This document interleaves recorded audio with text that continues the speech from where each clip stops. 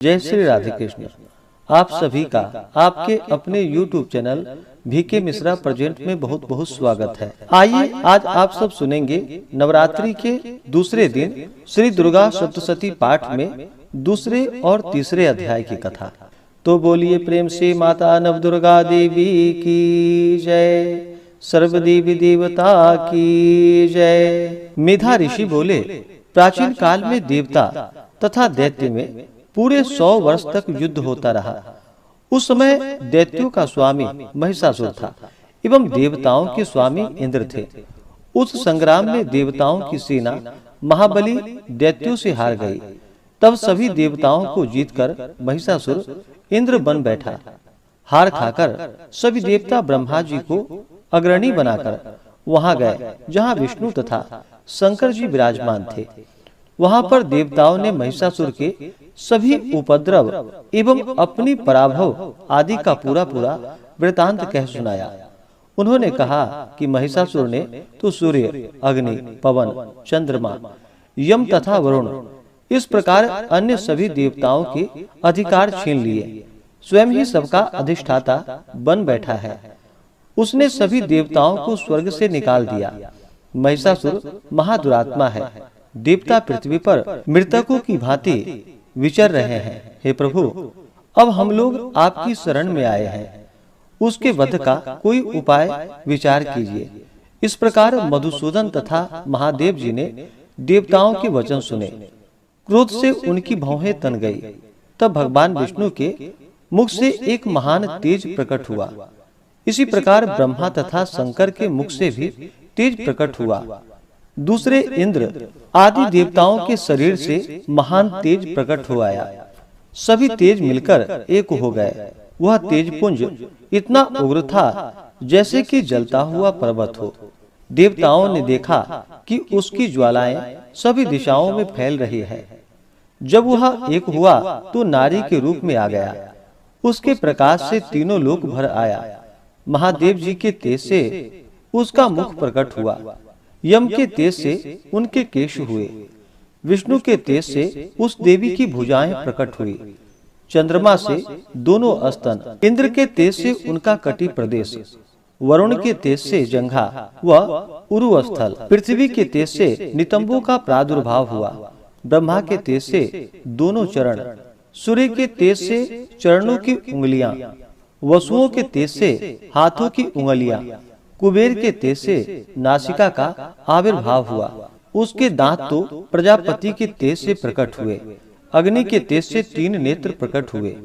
दोनों संध्याओं से दोनों भौहें, वायु के तेज से दोनों कान उत्पन्न हुए।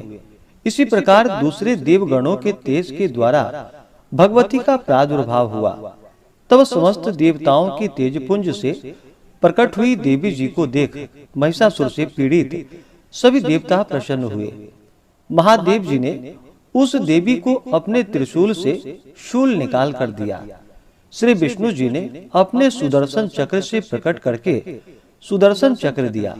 वरुण ने शंख तथा अग्नि ने उन्हें शक्ति दी। मारुति ने धनुष दिया और बाणों से भरपूर 2 तरकस भी दिए। देवराज इंद्र ने अपने वज्र से वज्र दिया। फिर सहस्त्र नेत्र इंद्र ने ऐरावत हाथी से घंटा दिया। यमराज ने काल दंड प्रदान किया। सागरपति ने रुद्राक्ष माला अर्पित किए। ब्रह्मा ने कमंडलू भेंट की। सूर्य ने भगवती के रोम कूपों में अपनी किरणें प्रदान की। काल ने तलवार तथा उत्तम ढाल अर्पण की। क्षीर सागर ने हार तथा कभी पुराने न होने वाले 2 वस्त्र भेंट की। इसी प्रकार चूड़ामणि, दिव्य कुंडल तथा 2 कड़े भी भेंट किए तथा चमकता हुआ अर्धचंद्र, सभी भुजाओं के लिए बाजूबंद, चरणों के लिए नुपुर, कंठ के लिए सर्वोत्तम कुंठुला भेंट की। इस प्रकार सभी उंगलियों के लिए रत्न जड़ित मुद्रिकाएं प्रदान की। विश्वकर्मा ने निर्मल परशु भेंट की और अनेक रूपों वाले अस्त्र, अवेद्य कवच, मस्तक तथा गले में धारण करने के योग्य कभी न कुम्हलाने वाले कमलों की माला दी। जलधि ने उसे बहुत सुंदर कमल दिया। हिमाचल ने वाहन के लिए सिंह और भी अनेक प्रकार के रत्न भेंट किए। कुबेर ने सुरापूर्ण पात्र भेंट की। सभी नागों के स्वामी शेष जी ने महामणियों से सुशोभित नागहार दिया, जो शेष जी इस पृथ्वी को धारण किए हैं। इसी प्रकार दूसरे देवताओं ने भी भूषण तथा आयुधों के द्वारा देवी जी का सत्कार किया। तब तो भगवती ने अट्टहास करके ऊंचे स्वर से गर्जना की। उसके भयानक नाद से सारा आकाश भर गया। तब देवगण प्रसन्न होकर उस सिंह वाहिनी देवी का जय जयकार करने लगे। मुनियों ने भक्ति भाव से नर्म होकर देवी जी की स्तुति की। इधर देवताओं के शत्रुओं ने जब सारे त्रिलोक को क्षोभग्रस्त देखा, तब तो वे अपनी सारी सेना को कवच आदि से तैयार कराकर अस्त्र शस्त्र लेकर झट उठ खड़े हुए। महिषासुर क्रोध में आकर बोला, अरे यह क्या हो रहा है? इतना कहकर सभी दैत्यों के साथ गिरकर उस सिंहनाद की ओर भागा। वहां जाकर उसने तीनों लोकों को अपने तेज से प्रकाशित करती हुई देवी को देखा, जिस देवी के चरणों के भार से पृथ्वी दबी जा रही थी। माथे के किरीट मुकुट से आकाश पर रेखाएं पड़ती जा रही थी। उसके धनुष की टंकार से सातों पाताल क्षोभग्रस्त थे। हजारों भुजाओं से सभी दिशाओं को ढांपकर देवी खड़ी हुई थी। उन देवी जी के साथ उन दैत्यों का युद्ध आरंभ हो गया। नाना प्रकार के अस्त्रों शस्त्रों का प्रहार करने लगे। उनसे सभी दिशाएं भर गई। महिषासुर का सेनापति उस समय शिक्षुर नामक एक महान दैत्य था। देवी जी के साथ उसी का युद्ध होने लगा। इसी प्रकार अन्य दैत्यों को तथा चतुरंगिनी सेना के साथ लेकर चामर भी युद्ध करने लगा। 60,000 रथियों के साथ लेकर उदग्र महादैत्य भी युद्ध में प्रवृत्त हो गया। महाहनु दैत्य 1 करोड़ रथियों को साथ लेकर लड़ पड़ा। तलवार के सामने पैने रोम वाला असीलोमा नामक दैत्य 5 करोड़ रथियों के साथ युद्ध में आ गया। 60 लाख रथियों से आवृत बाष्कल दैत्य युद्ध में उतर पड़ा। पारिवारिक दैत्य हाथी एवं घोड़ों के अनेकों सवारों के समूह से घिरा हुआ करोड़ रथियों के साथ उस युद्ध में युद्ध करने लगा। विडाल दैत्य 5 अरब रथियों को साथ लाकर लड़ने लगा। और भी हजारों महादैत्य रथों, हाथियों, घोड़ों से घिरे हुए रथियों को साथ लाकर देवी जी के साथ युद्ध करने लगे। उस रणांगन में स्वयं महिषासुर भी रथों, हाथियों एवं अश्वों की सेनापति से घिरा हुआ खड़ा था। तोमर, भिंदीपाल, शक्ति, मूषल, परशु, पट्टीस, संग आदि शस्त्रों से युद्ध में देवी जी के साथ युद्ध करने लगे। कुछ दैत्यों ने देवी जी पर शक्तियां छोड़ी एवं दूसरे ने पास फेंके। तब उस चंडिका देवी ने उन पर अस्त्रों शस्त्रों की वर्षा करके तोड़ डाला। इधर देवी जी का वाहन सिंह भी क्रोध में आ गया। अपनी गर्दन के बाल हिलाता हुआ दैत्यों की सेना में इस प्रकार घूमने लगा जैसे कि वन में अग्नि फैलती जा रही हो। उस युद्ध भूमि में युद्ध करती हुई अंबिका ने जितने श्वास छोड़े वे ही झटपट सैकड़ों हजारों गणों के रूप में परिणित हो गए। प्रकट होकर उन गणों ने खड़ग, भिंदीपाल, परशु, पट्टीस आदि शस्त्रों से युद्ध आरंभ कर दिया। देवी जी की शक्ति से वृद्धि पाकर वे गण दैत्यों का नाश करने लगे। साथ में दूसरे गण नगारे, शंख आदि बजाने लगे। महती प्रसन्नता देने वाले उस युद्ध रूप उत्साह में कुछ एक ने मृदंग बजाए। तभी देवी जी ने त्रिशूल, गदा और शक्तियों की वर्षा से तलवार आदि शस्त्रों से सैकड़ों महान असुरों को मार डाला।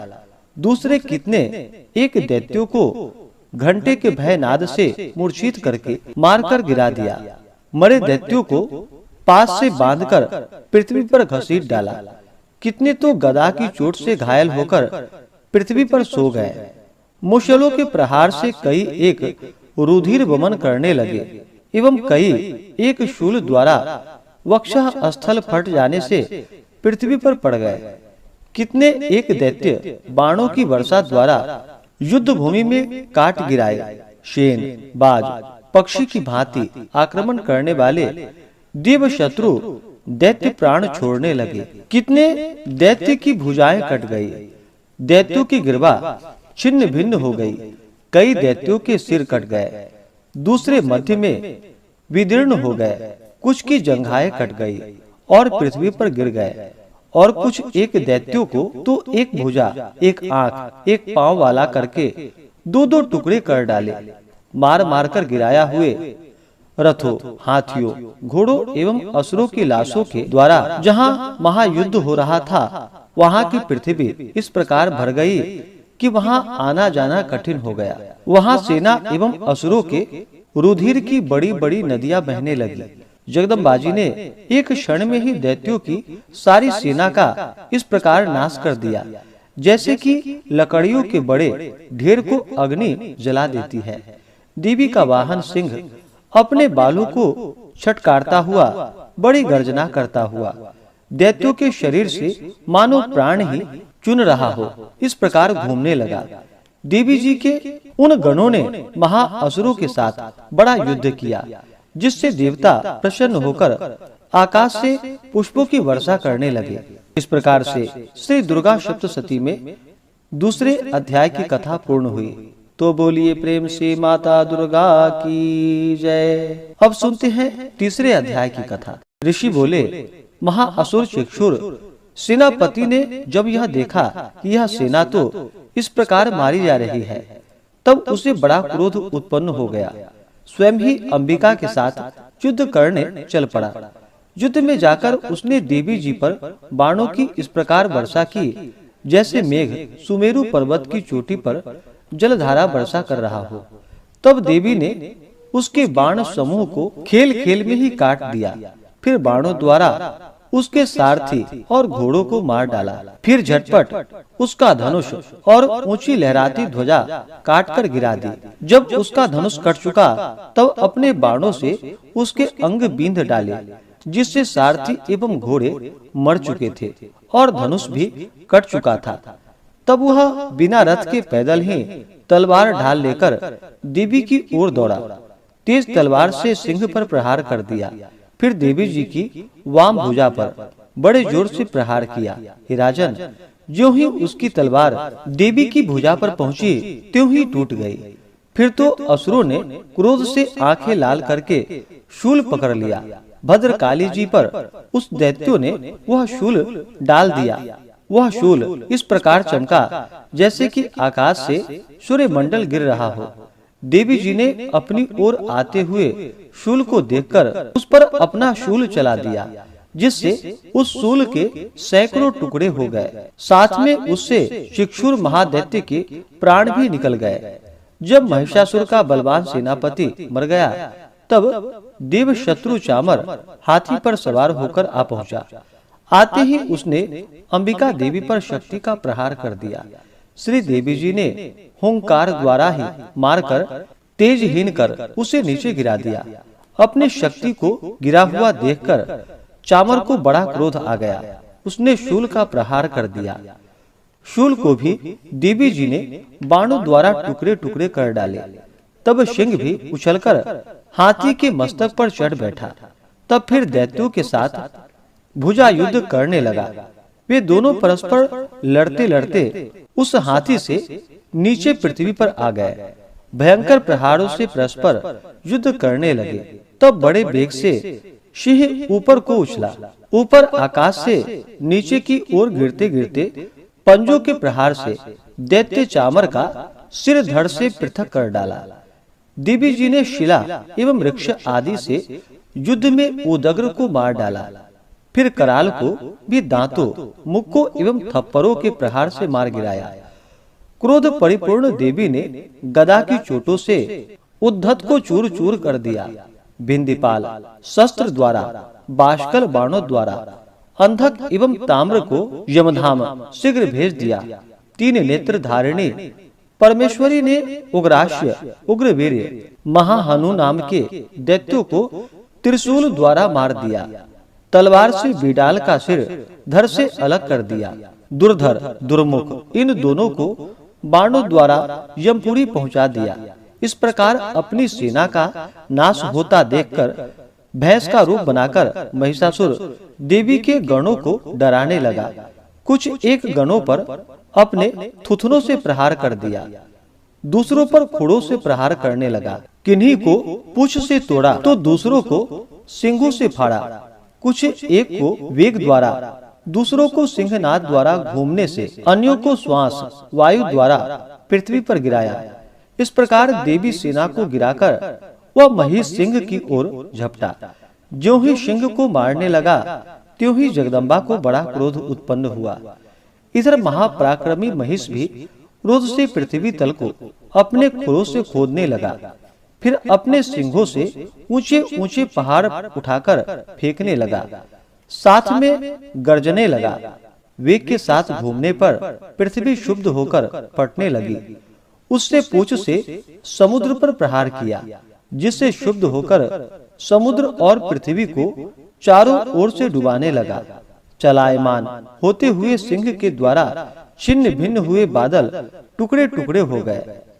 उसके श्वासों की कठोर वायु से उड़ते सैकड़ों पर्वत आकाश से गिरने लगे। इस प्रकार क्रोधपूर्ण उस महादैत्य को अपनी ओर आता देखकर चंडिका उसे मारने के लिए क्रोध में आ गई।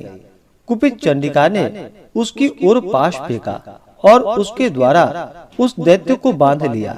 तब तो उस महायुद्ध में बंधे हुए उस दैत्य ने अपना महिष भैंस के रूप को त्याग दिया, झटपट सिंह के रूप में आ गया। यूं ही चंडिका उसका सिर काटने लगी, तब तो वह तलवार हाथ में लिए पुरुष दिखाई देने लगा। तब शीघ्रता से तलवार ढाल वाले उस पुरुष को अपने बाणों से देवी ने बींध डाला। तब वह एक बड़ा हाथी हो गया। अपनी सूंड से उस महान सिंह को खींचा, फिर गरजने लगा। उसके खींचते समय अपने खड़ग के द्वारा देवी ने उसकी सूंड को काट दिया। फिर वह महादैत्य भैंस के रूप में आ गया। इस प्रकार चराचर त्रिलोकों को सताने लगा। उस समय जगन माया चंडिका क्रोध में आकर फिर उत्तम मधुपान करने लगी और लाल लाल नेत्र करके हंसने लगी। वह दैत्य भी बल पराक्रम के मद में उन्मत्त होकर गर्जने लगा। अपने सिंगों से पहाड़ उठाकर देवी की ओर फेंकने लगा। देवी जी ने भी अपने बाणों के समूह से उसके फेंके हुए पर्वतों को चूर्ण चूर्ण कर दिया।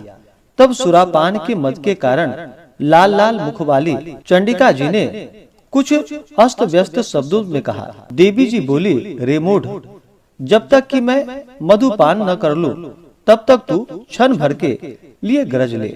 मेरे द्वारा संग्राम भूमि में तेरा बद्ध हो जाने पर तो शीघ्र ही देवता भी गरजने लगेंगे।